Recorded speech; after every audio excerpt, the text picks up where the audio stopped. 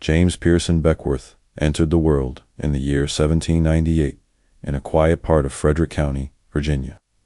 His birth was simple, but his life would be anything but ordinary. He was born to a black enslaved mother and a white plantation owner. From the first day of his life, James stood between two very different worlds. He did not know it then, but this strange beginning would shape his entire journey.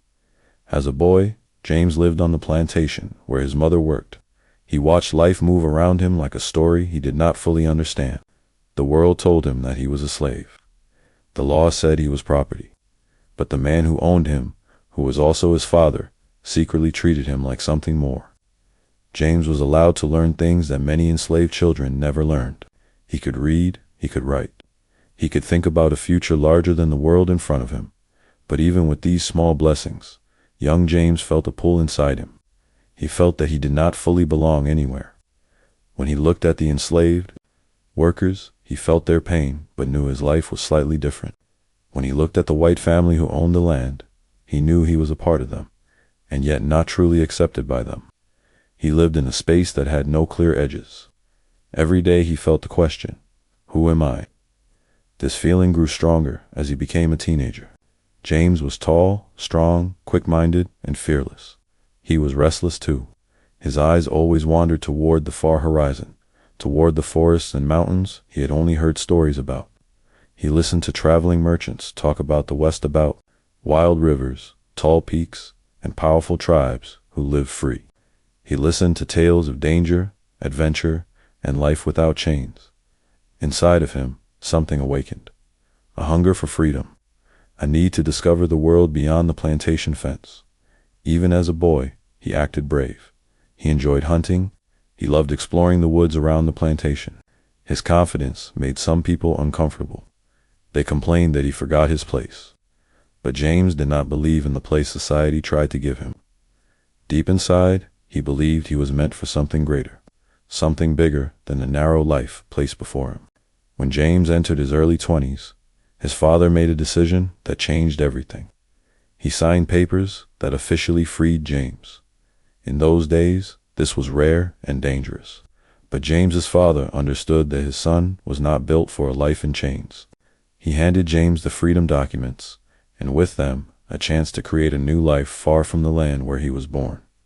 Holding the papers in his hands, James felt a strange mix of fear and excitement. He had dreamed of this moment for years. But now that it was real, he understood the truth. Freedom was not just a gift, freedom was a challenge. Now he would decide his own path. Now he would survive by his own strength. Now he would discover what kind of man he truly was. Not long after becoming a free man, James left Virginia. The only home he had ever known became smaller as he walked away from it, step by step. He did not know where the road would take him, but he knew it would not keep him tied to the past. With only a few belongings and a spirit full of dreams, he began traveling west. The journey was difficult. Roads were rough, towns were small, and dangers waited everywhere. But James welcomed the challenge. He felt alive for the first time. Every mile took him farther from the life of slavery and closer to the life of adventure he had imagined. Along the way, James heard rumors about the Rocky Mountains, about a group of brave men known as mountain men. They trapped animals for fur, fought wild weather, and lived in lands where few dared to travel. Their world was full of danger, but also full of freedom. These stories lit a fire in James's heart. When he reached St. Louis, the gateway to the American West, he saw the men he had heard about. Tall, rough, fearless men with rifles on their backs and courage in their eyes. They were part of General William Ashley's famous fur trapping company. They were legends of the frontier. And then something happened that felt like fate. James Beckwourth joined them. This moment marked the beginning of his transformation from a boy searching for identity to a man who would become one of the most famous frontiersmen in American history. He did not yet know that this path would lead him through violent storms, deadly battles, and deep friendships. He did not yet know that one day he would ride with native warriors, become a respected leader, and carve a trail into the Sierra Nevada mountains that settlers would use for generations. All he knew was this: he was finally free, and the West was calling. James Beckwourth stepped into the American West with the curiosity of a young man and the determination of someone who had already fought many silent battles. After leaving Virginia, his journey brought him to the bustling frontier city of St. Louis. The town was crowded with traders, hunters, soldiers, gamblers, and men chasing dreams of gold or glory. It was messy, loud, and alive, and James felt like he had finally reached the doorway to the life he wanted. St. Louis was known as the gateway to the West, and for good reason. From here, the land stretched untamed for thousands of miles. If a man walked beyond the last wooden building of the city, he stepped into a world of danger, mystery, and unimaginable freedom. James looked at the rough men who lived in this wilderness and felt a strange pull toward them. They were called mountain men, and they were famous for surviving in the harshest lands in America. These mountain men worked for fur companies, hunting beaver and other animals in remote forests and valleys. They traveled on foot, by horse, and by canoe. They battled freezing winters, starving wolves, rival trappers, and sometimes entire Native American tribes. They had scars on their hands and stories in their eyes. They were legends, and James wanted to become one of them. His chance came when he learned about a group known as Ashley's 100, led by General William Henry Ashley. This group was made of some of the toughest frontiersmen alive. They weren't just hunters, they were explorers, fighters, and survivors. Many of them would later become famous names in Western history: Jim Bridger, Jedediah Smith, Hugh Glass, and Kit Carson. When James heard that Ashley was recruiting strong, brave men for his next expedition, he did not hesitate. He signed up, and just like that, the former enslaved boy from Virginia stepped into one of the most dangerous jobs in North America. Life with Ashley's trappers was nothing like the world James had known before. Instead of wooden houses, he now slept on cold ground under open skies. Instead of watching the seasons pass, he now battled them. Snowstorms, wild rivers, steep mountains, and roaring winds surrounded him. But James did not break. In fact, he thrived out his strength. Quick thinking and natural courage impressed the other trappers. He learned how to set traps, track animals, build fires in heavy rain, cross icy rivers without freezing, and read the land like a map. He also learned how to defend himself and the men around him. The wilderness did not forgive mistakes. A slip on a wet rock, a poorly aimed rifle shot, or a moment of hesitation could cost a life. Still, James pushed forward. Every challenge made him stronger. Every danger sharpened him. He was no longer the confused boy who wondered where he belonged. He was becoming a man who made his own place in the world. But life with the trappers was not just about nature. It was also about conflict. Many tribes in the West did not trust fur traders. Some saw them as intruders taking animals from their lands. Others had long-standing conflicts with one another, and trappers often got caught in the middle. James experienced this tension firsthand. There were moments when he and the other mountain men had to prepare for sudden attacks. Hours spent listening for movement in the trees.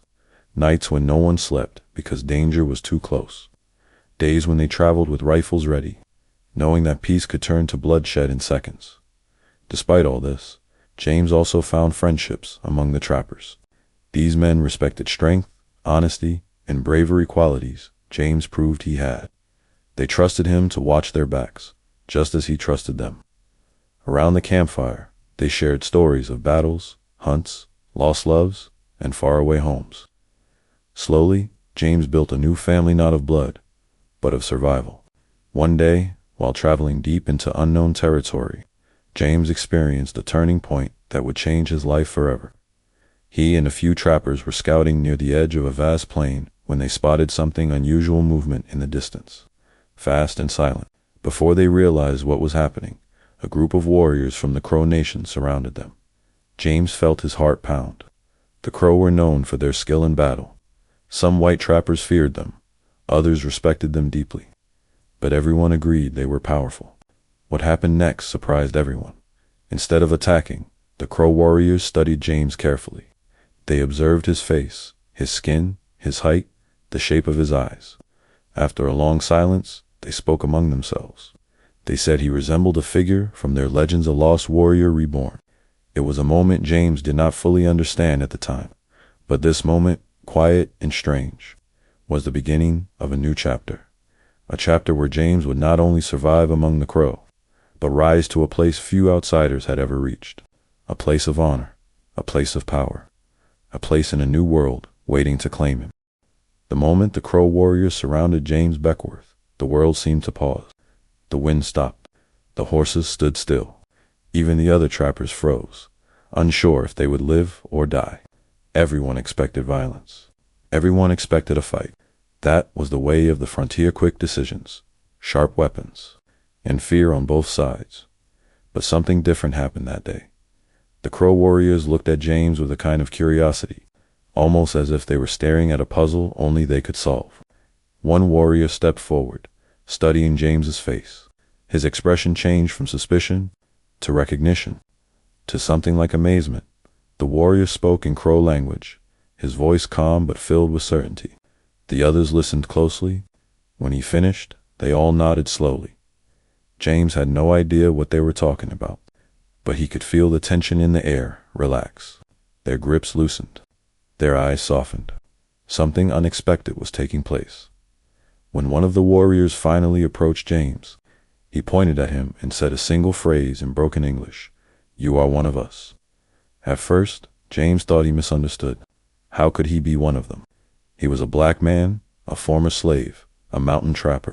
He came from a world far away from the Great Plains. But the Crow saw something else. To them, he resembled someone from their stories, long-lost warrior whose spirit, they believed, had returned. This belief changed everything. Instead of taking James captive, they invited him to their camp. Instead of tying his hands, they gave him water. Instead of treating him like an enemy, they treated him like a guest, maybe even a brother. For the other trappers, this moment was shocking, but for James, it felt strangely natural. All his life, he had lived between two worlds. Now, he was being offered a chance to step into a new one, fully and completely. Asterisk, when the Crow brought James into their village, he saw a world he had never imagined. Large tippets made from buffalo hides stood in circles. Smoke from cooking fires rose gently into the sky. Children ran laughing between the tents. Women worked together, preparing food, stretching hides, and weaving. Men discussed hunting plans or repaired weapons. Horses grazed peacefully in the nearby field. The village felt alive. It felt strong. It felt like a place where a man could build a life. James was offered food, a comfortable place to rest, and time to observe. No one hurried him. No one questioned him. The Crow believed that if he was truly meant to be among them, he would find his own way. Days turned into weeks, weeks into months. Slowly, James began to understand their language: first simple words, then phrases, then full conversations. He learned their customs, their traditions, their humor, and their values. The Crow taught him how to ride a horse with incredible skill, how to hunt buffalo with precision, and how to move silently across the plains. They showed him how their society worked. Men hunted and protected the tribe. Women prepared food, crafted clothing, and raised children. Elders shared wisdom. Young warriors trained for battle. James respected the Crow way of life. He admired their courage, their loyalty, and their deep spiritual connection to the land. Asterisk, as time passed, something inside James began to shift. For the first time in his life, he didn't feel like a stranger. He didn't feel half accepted or half rejected. He felt whole. The Crow did not judge him for his past. They did not care that he was born enslaved. They did not care that he came from a world far different from their own. They saw him for who he was, now a strong, intelligent, brave man who could become a part of their family. The tribe formally adopted him. They gave him a new name. They welcomed him into their ceremonies. They treated him as a full member of the community. James found love among the Crow. He married a Crow woman, a gentle and wise young woman who helped him learn the deeper parts of their culture. She taught him how to prepare food in the Crow way, how to show respect to elders, and how to understand the stories told around the evening fires. James built friendships too. Young warriors admired his bravery. Elders appreciated his calm thinking. Even the children followed him, excited to learn from the new man who arrived from the world beyond the mountains. But life among the Crow was not only peaceful. The tribe faced enemies everywhere: the Blackfeet, the Sioux, and the Cheyenne. These tribes all fought for land, horses, and honor. As James's skills grew, he was invited to join the warriors in defending the village. At first, he hesitated. He did not want to bring harm, but the warriors explained that protecting the tribe was a duty for every man, and James knew he owed the Crow his loyalty. He trained with them, learning their techniques, their strategies, and their ways of fighting. He became fast on horseback, sharp with weapons, and confident in battle. Soon, James Beckwourth was no longer just a visitor. He was becoming a warrior, a defender of the people who had given him a home, and in the years to come, he would rise even higher, into a role few outsiders had ever reached. James Beckwourth was no longer the outsider wandering into the Crow village. He now moved among the people like someone who had always belonged. The tribe accepted him not only as a friend, but as a brother, a husband, and a man who shared their struggles. As time passed, his life became woven into the everyday rhythm of Crow society. He hunted with the men, shared meals with families, listened to elders tell stories, and learned every detail about the Crow way of life. Slowly, he began to understand that this world was shaping him into someone new. Daily life in the village taught him lessons he could never have learned in the world he came from. He woke to the sound of horses snorting and children laughing. The air always smelled of wood smoke and the sweet scent of prairie grass. Women prepared food early in the morning, grinding berries or stretching hides. Men checked their equipment, prepared their horses, and planned their next hunt or patrol. Everything was done with purpose. Everything had meaning. James admired this. Among the Crow, nothing was wasted, neither time nor resources. Every action supported the tribe. Every person mattered. James loved the evenings the most. After a long day, the people gathered around glowing fires. They shared stories of brave warriors, powerful spirits, and the long journey of the Crow people. Children listened with wide eyes. Adults nodded with respect. The stories connected the tribe to their ancestors, and James felt privileged to hear them. This was a world built on loyalty, courage, and tradition. It was a world far different from the plantation where he had been born, a world that finally made sense to him. But the peaceful days did not last long. The Crow Nation lived in a time of constant conflict. Their enemies were strong, skilled, and determined. The Blackfeet attacked often, raiding horse herds or ambushing small groups of travelers. The Cheyenne and Sioux also threatened their lands. For the Crow, survival meant defending themselves again and again. And as James grew stronger, braver, and more respected, the warriors expected him to stand with them. James understood this responsibility. He knew that the tribe had given him a home and a new identity. Now it was his duty to protect it. The first time he rode with the warriors, he felt a mix of fear and pride. He wore Crow clothing, carried Crow weapons, and mounted a swift, powerful horse.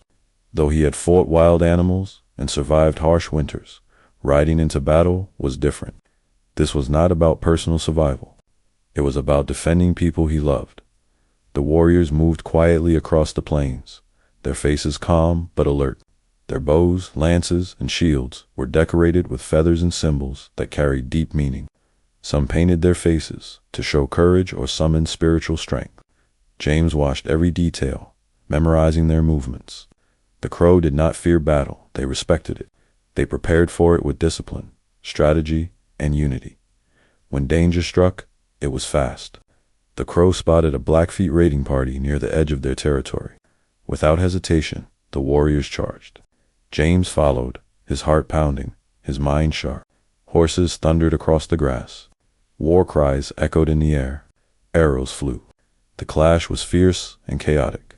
James fought with everything he had learned. He protected the warriors beside him and proved he was willing to risk his life for them. When the battle finally ended, the Crow warriors looked at him with pride. He had stood his ground. He had fought bravely. He had earned their respect.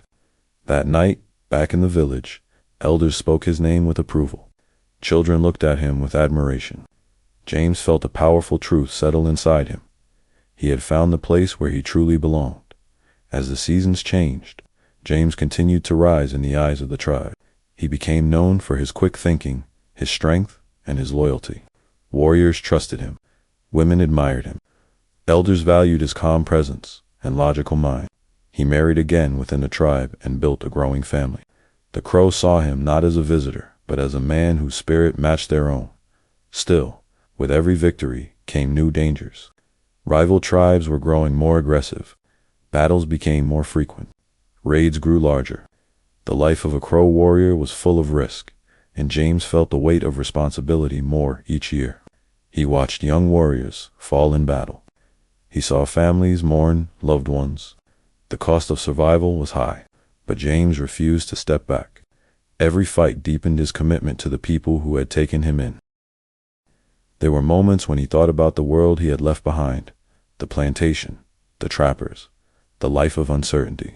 But those memories felt distant and small compared to the life he now lived. In the Crow Nation, he was not a former slave, not a wandering stranger, not a man caught between two identities.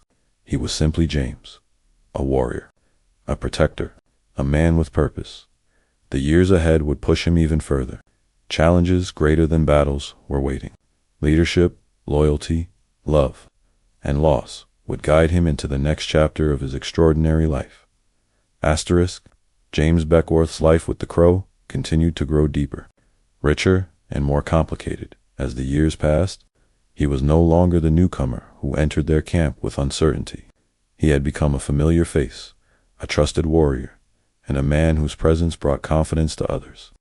Yet the world around the Crow was changing, and those changes slowly pushed James toward a new path, one filled with difficult choices and moments that would test his heart. Each season brought new conflict. The Blackfeet grew more aggressive, launching raids that aimed not only to steal horses, but to weaken the Crow's spirit. Many young warriors died defending their homes, and every loss hurt the tribe deeply. James felt each death like a wound of his own. He had grown to care for these people, to love their ways, and to see them as his true family.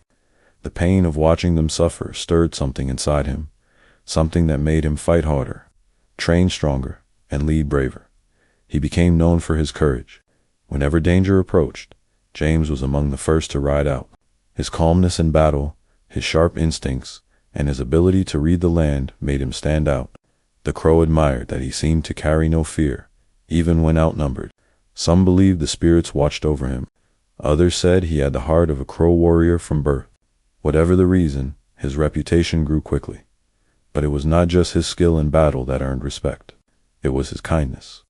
James treated elders with humility, helped women carry heavy loads, showed patience with children, and shared food with those who needed it. People trusted him, and that trust lifted him into the heart of community life. When young men argued or families faced disagreement, James was often asked to speak. His words calmed anger. His advice often found the middle ground. The Crow valued peace inside the village as much as victory outside it, and James helped keep that balance. Over time, whispers began to spread among the tribe. These whispers were about leadership. Some said James had the qualities of a war leader. Others believed he could guide the tribe through troubled times. At first, James ignored such talk. He respected the experienced chiefs who held the tribe together. He knew leadership was a burden, not an honor. But as raids grew more frequent and danger became part of everyday life, more and more people looked to him for direction. The moment that changed everything happened during a violent summer raid. A large Blackfeet war party stormed through Crow territory at dawn.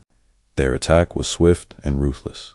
The Crow warriors fought back, but the enemy was strong. Many young fighters panicked, unsure whether to hold their ground or retreat. Confusion spread. Fear rose like smoke in the air. James saw what was happening and acted without hesitation. He rode forward, shouting clear commands. His voice cut through the chaos. Warriors rallied around him, forming a strong defensive line. With sharp strategy and fearless actions, James led a counterattack that broke the Blackfeet formation. The enemy fell into disarray and soon fled the battlefield. The Crow cheers that followed echoed for miles. That day changed the way the Crow saw him forever. He did not simply fight with them. He saved them. He protected families, homes, and the tribe's spirit. When the battle ended, elders placed their hands on his shoulders and spoke blessings. Women thanked him with tears in their eyes. Warriors called out his name with pride. No one doubted it. Now James Beckwourth had risen to a place few outsiders had ever reached. In the weeks that followed, he sat in more councils. His voice carried weight. When he spoke, people listened. He became involved in decisions about hunts, travel, and alliances. Though he did not seek power, leadership found him naturally. The Crow believed that leaders were chosen not by birth, but by courage, wisdom, and the willingness to sacrifice. And James had shown all three. Despite the honor, James felt a quiet heaviness grow inside him. He loved the Crow deeply, but he could sense that the world beyond their land was calling. News from passing traders reminded him that the American frontier was expanding rapidly. Settlers moved west in large numbers. Army posts appeared in new locations. Fur companies competed more fiercely than ever. The land was changing, and the Crow's way of life faced threats larger than rival tribes. James stood between two lives once, against his Crow identity and the restless spirit that always pushed him toward new horizons. He tried to ignore it. He tried to focus only on the tribe, but a man who has lived many lives cannot easily stay still. One evening, as the sun rested on the edge of the plains, James sat alone, watching the sky turn orange and purple. He knew that the time was coming when he would have to choose his next path, a path that might lead him away from the Crow, from the people he loved. But for now, he stayed. He continued leading, fighting, protecting, and building. He gave the Crow everything he had, knowing that the next chapter of his life was drawing closer. Waiting just beyond the horizon, James Beckwourth stood at a turning point in his life. He had risen from an outsider to a respected leader within the Crow nation. He had fought beside them, shared their joys, and carried their sorrows as if they were his own. But the world beyond the Crow village was changing fast, and those changes slowly pulled his thoughts into distant places. The frontier was shifting, and soon the Crow would not be the only ones fighting for survival. Traders, soldiers, settlers, and rival tribes all pressed against the edges of Crowland. James knew these pressures would not stop. They would only grow stronger. Every time James spoke with traveling traders or explorers passing through Crow territory, he heard new stories of the world he had once known. Towns were growing. New roads were being built. Gold and opportunity were calling thousands to the western lands. The country was expanding, and the frontier line was moving closer to Crow territory each year. James listened quietly, his heart caught between two lives. Part of him wanted to stay with the tribe forever. Another part knew he could not ignore the changing world beyond.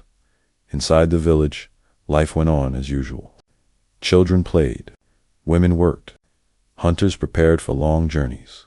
Elders shared wisdom through stories and song. James felt peace there, but also a silent restlessness. He wondered how long the Crow could keep living this way. He wondered how long he himself could stay without, eventually stepping into the larger world once more. The moment that pushed him closer to that decision came during a harsh winter. Supplies were low, and the tribe struggled to find enough food. The cold winds cut through the village like knives. Snow piled high against tippet. Horses grew thin. Many people suffered, especially the young and the old. James watched helplessly as families fought to stay warm and fed. He helped as much as he could, hunting in freezing storms and bringing back whatever meat he could find. His efforts saved lives. But he could not ignore the truth: survival was becoming harder every year. When spring finally came, relief spread through the village like sunlight breaking through dark clouds. But James could feel how deeply the winter had affected the tribe. The elders spoke quietly about the future. They worried about the land, about enemies, about the growing presence of outsiders. James sat among them, listening, offering advice, and feeling the weight of every word. That summer, he traveled with warriors to trade with distant tribes. On the way, they encountered groups of trappers, merchants, and adventurers. James talked with them and heard more stories about the expanding frontier. These travelers spoke of places bustling with life, places where a clever man could start businesses, guide expeditions, or build trade posts. They spoke of new laws, new opportunities, and new kinds of wealth. James felt a tug inside him.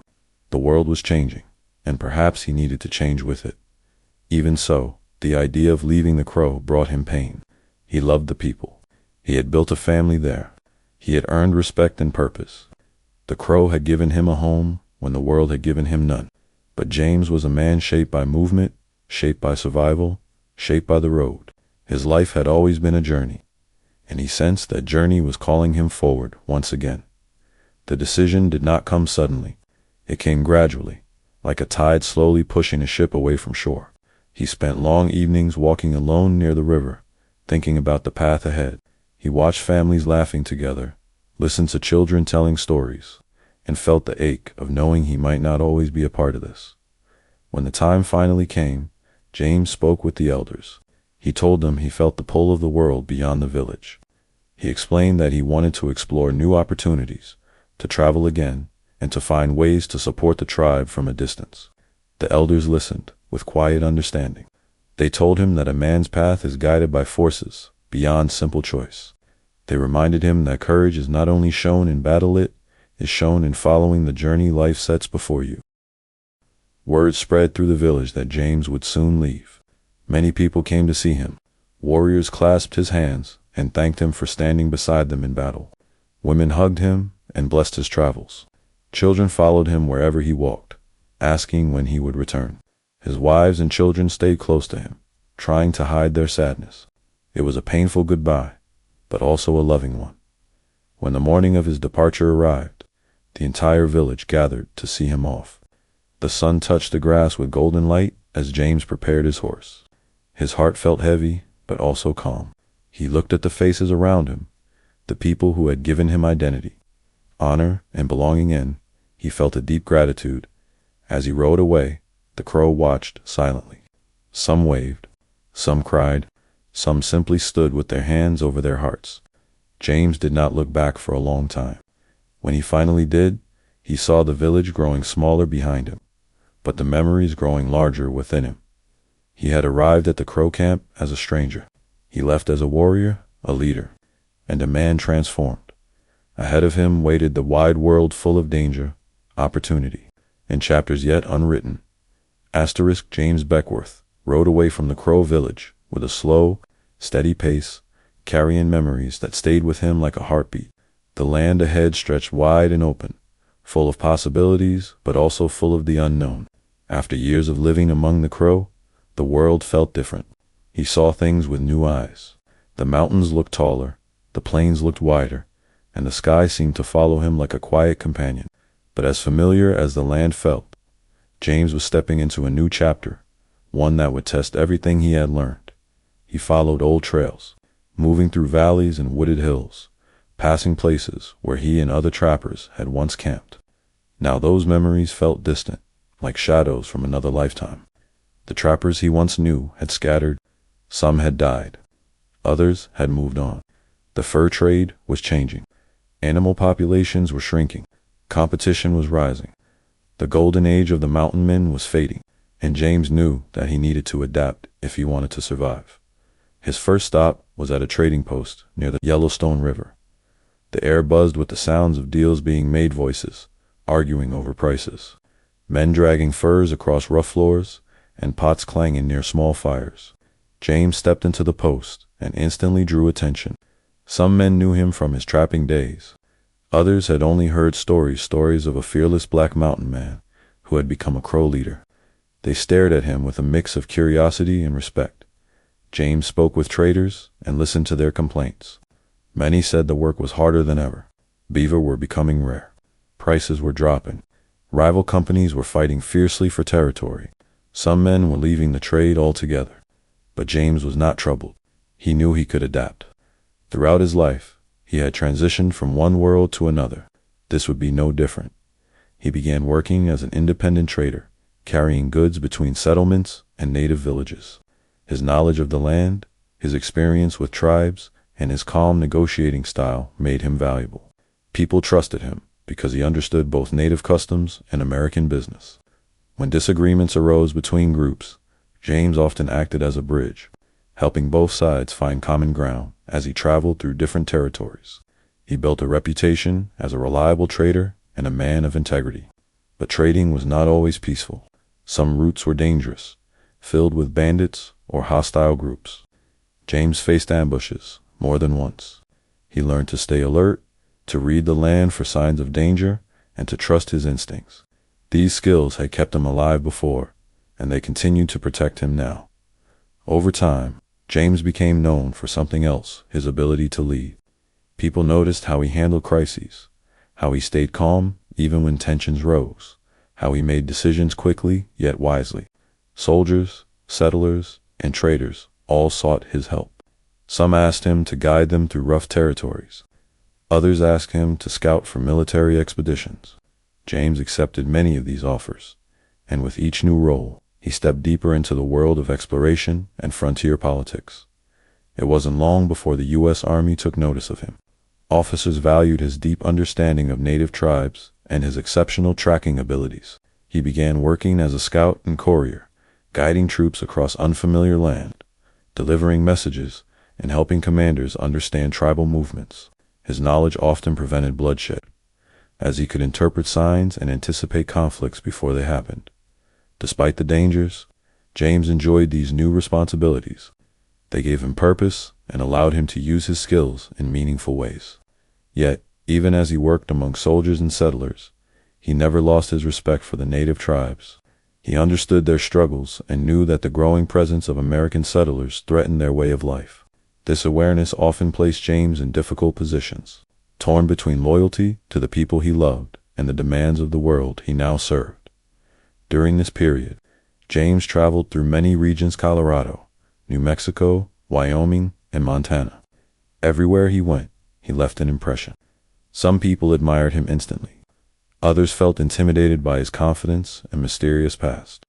Rumors followed him like dust clouds. Some claimed he could outfight 10 men. Others said he had supernatural gifts from the crow spirits.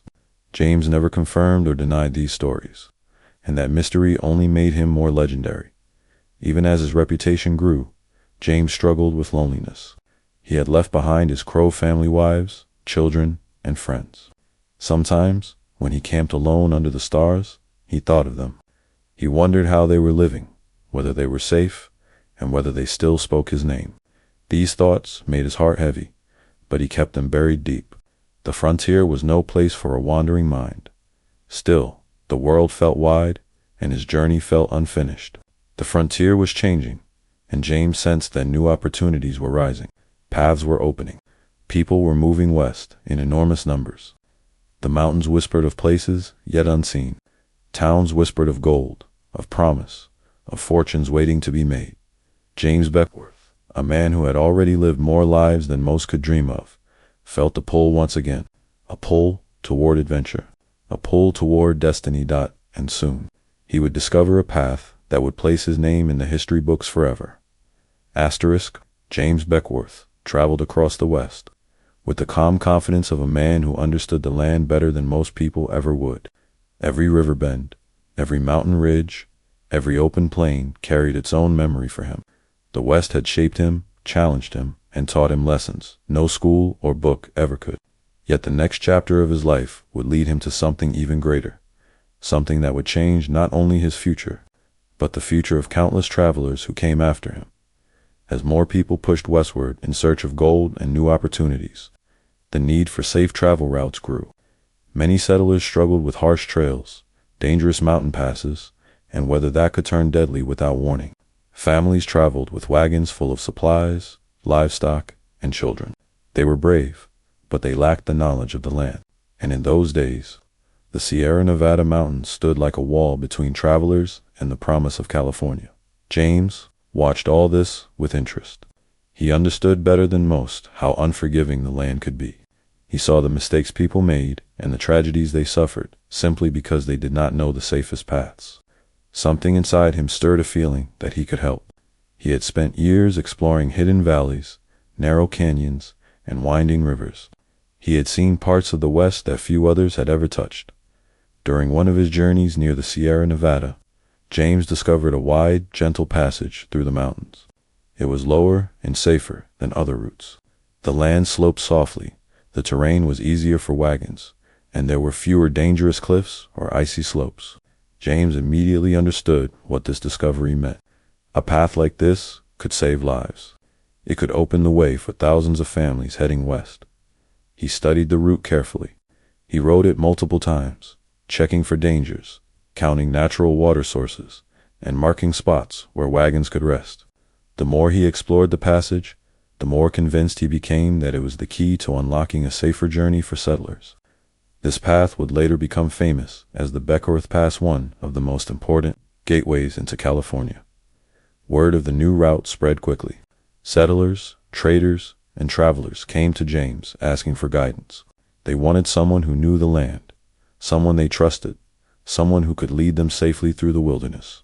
And James, always drawn to purpose and adventure, agreed to guide them. For many families, James became a lifeline. He led wagon trains across rivers, through forests, and into open valleys. Some days were peaceful, filled with sunlight and laughter. Other days were tense, battling storms, broken wagons, and worried parents afraid for their children. Through it all, James remained calm. His presence comforted people. They believed in him, and he carried that trust with great responsibility. He built a trading post known as Beckwourth's Hotel near the entrance of the pass. It became a busy hub for travelers. People rested there before continuing their journey. They bought supplies, shared stories, and listened to James speak of the road ahead. Many called him a hero. Others called him a guardian of the mountains. Some simply said he was one of the few people who truly understood the West. At night, James often sat outside the trading post and watched campfires flicker across the valley. He listened to children laughing, families cooking meals, and tired travelers singing soft songs. He felt a deep sense of satisfaction knowing that he had made their journeys safer. In these quiet moments, he realized he had found a new purpose, helping people reach the futures they dreamed about. But the West was never a place of quiet for long. With more travelers came more challenges. Conflicts between settlers and native tribes increased. The demand for supplies grew. Competition among traders turned fierce. James found himself caught between different worlds once again. He understood native customs and respected their lands. Yet he also understood the desires of settlers seeking new opportunities. Balancing these two worlds was difficult, and sometimes painful. Despite these tensions, James continued to work with determination. He guided, traded, explored, and shared his knowledge generously. His reputation spread even farther. Newspapers wrote about him. Adventurers told his story around campfires. Soldiers mentioned him in reports. Slowly, James Beckwourth became more than a man, he became a legend. Still, the life of a frontier guide was not easy. He faced exhaustion, long journeys, disputes among travelers, and threats from unpredictable weather. But he faced these challenges the way he always had, with courage, skill, and a steady heart. As time went on, more and more people used Beckwourth Pass. Thousands of families made it safely into California because of the route he had discovered. Some knew his name, some never learned it, but all of them benefited from the work he had done. Without realizing it, James had changed the shape of the American West. Yet, even as he enjoyed this success, he felt the old restlessness rising again. The trading post grew busy, the road grew crowded, and James, who had wandered from one world to another his entire life, felt the call of adventure whispering to him once more. The pass he discovered had opened a path for others. Now, a new path was opening for him, one that would lead to fame, controversy, and the story that would define him for generations to come. James Beckwourth's name was now known across the West. Travelers spoke of him with admiration, saying he was the man who had opened the mountains. Soldiers respected him for his scouting skills. Trappers remembered him as a fearless companion. Native tribes knew him as a man who understood their ways better than most outsiders. But as his reputation grew, so did the number of people who wanted to hear his story, his full story, from beginning to end. It was during this time that James met a writer named Thomas D. Bonner. Bonner was curious about the Wild West and fascinated by the idea of capturing the life of someone who had lived through its harshest and most heroic days. When he met James, he immediately saw something rare, a man whose life seemed larger than anything he had ever encountered. A former slave who had become a warrior, a chief, a guide, a trader, and a discoverer. Bonner believed that people in the East, who knew little about frontier life, would be astonished by James's experiences. James, always willing to share his adventures, agreed to tell his life story. For months, he sat with Bonner, recounting events from his childhood in Virginia, his time as a mountain man, his years with the Crow, and his discoveries across the West.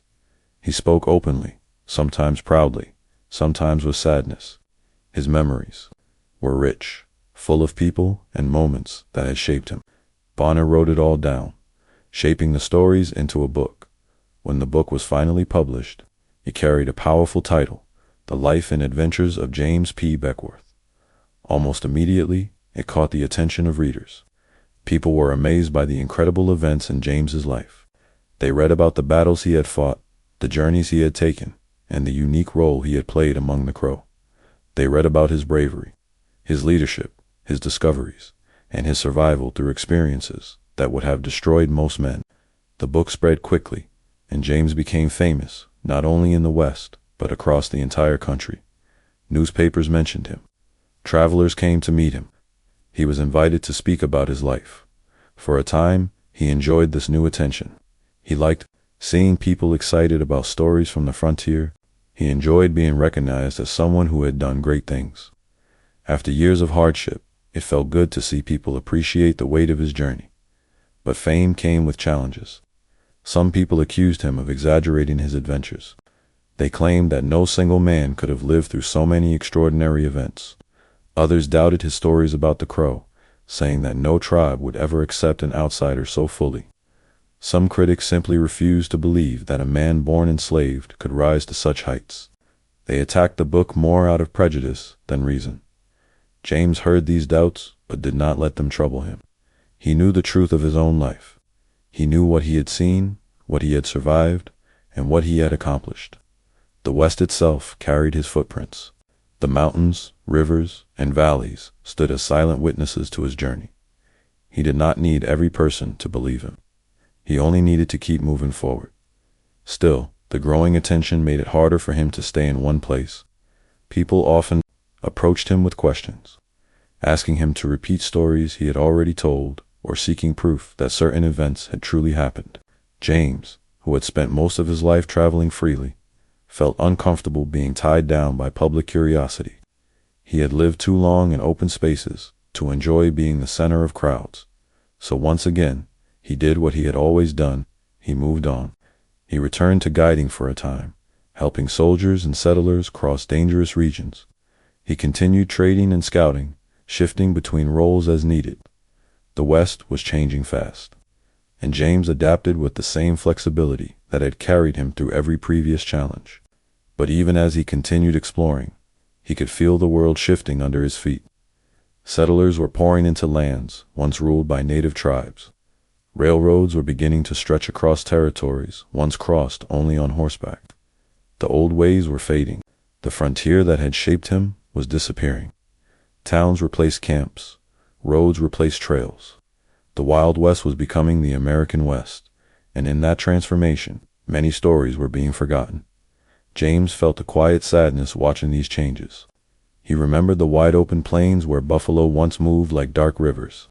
He remembered the peaceful Crow village where laughter carried through the air. He remembered the early days of trapping, when survival depended on skill, courage, and luck. Now those memories felt like echoes of a world that was slipping away. Despite this, he took pride in knowing that his story was preserved in his book. Even if some doubted him, his adventures were written down for future generations to read. People who never knew the frontier would turn the pages and learn about the life he had lived, a life filled with danger, courage, love, loss, and constant change. James Beckwourth had lived as a mountain man, a warrior, a chief, a scout, a guide, and a pioneer. And though the world was changing around him, he remained himself strong, restless, and forever searching for the next horizon. But the greatest challenge, in the final chapter of his life, was still waiting for him. James Beckwourth entered the final years of his life with the calm awareness of a man who had lived through more than most people could imagine. He had been a slave, a free man, a mountain trapper, a Crow warrior, a war chief, a trader, a guide, an explorer, and a living legend. Age brought him a quieter strength. not the fierce energy of his younger days, but the steady wisdom of someone who had walked every kind of path that West could offer. But the world around him was not the same West he had once known. The frontier was shrinking. The wilderness he loved was disappearing under the pressure of expanding towns, wagon roads, and railroad tracks. The buffalo herds were smaller. The open plains were dotted with fences. Many native tribes, including the Crow, faced hardship as soldiers, settlers, and new laws pushed into their lands. The freedom that had once defined the West was being replaced by rules, boundaries, and a new America taking shape. James understood that his era was ending. He felt it in the way people spoke, the way land changed, and the way stories of the Old West were already turning into memories. Even so, he continued to work as a guide and scout because it was the only life he truly knew. For him, movement was a kind of breathing. The far horizon pulled him forward as surely as it had when he was a young man leaving Virginia. In the mid-1860s, James found himself working in Colorado and Montana, guiding military patrols during a period of rising tension between the U.S. Army and native tribes. Some officers respected him deeply. Others treated him coldly, unable to understand how a man could live so comfortably between two worlds. But James did not involve himself in their judgments. He performed his duties with the same precision and courage that had carried him through every challenge. On long rides, he often drifted into thoughts of the Crow Nation. He wondered how his old friends were doing, whether the tribe still remembered him, whether his children had grown strong and wise. Memories of the Crow village returned to him like warm campfire smoke, faces he loved, voices he missed, laughter that once filled his evenings. A part of him longed to return, to see the people who had shaped him into the man he had become. In 1866, while guiding soldiers in the Rocky Mountains, James began to suffer from severe nosebleeds and exhaustion. At first, he ignored the symptoms. He had survived wounds, storms, battles, and countless dangers. A little weakness did not frighten him, but as the days passed, the bleeding grew worse. His vision blurred. His body felt increasingly heavy. Even a man as strong as Beckwourth could not pretend forever. One night, he collapsed in camp. The soldiers, unsure of how to help, made the decision to bring him toward the nearest Crow settlement. They knew he had deep ties to the tribe. They hoped that the people there would care for him.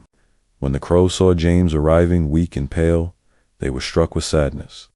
Word spread quickly through the village. Men, women, and children came forward to see the man who had once been their warrior. Their brother, their leader, Dot, the Crow welcomed him with open arms, giving him a comfortable place to rest. Elders sat with him, speaking softly. Women brought him warm blankets and food. Children stayed near the doorway, quiet and respectful. They treated him not as an outsider, but as someone who had come home after a long journey. James felt peace settle over him. He knew he was where he belonged. Over the next few days, his strength faded. The world around him grew dimmer, like a campfire turning to embers. But he did not fear death. He had lived too fully to be afraid.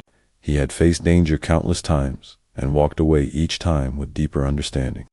Now he felt only gratitude for the people who had taken him in, for the life he had lived, and for the chance to return to the Crow before the end. Those who sat with him said he remained calm. He spoke little, saving his breath, but he listened to familiar voices, to soft prayers, to the sound of horses outside the lodge. And then, quietly, in the presence of the people who had once called him brother, James Beckwourth passed away. He died as he lived between two worlds, yet a part of both. His legacy did not fade with him. The trail he discovered, the Beckwourth Pass, continued to guide thousands of settlers. His autobiography preserved a rare, first-hand record of the early West.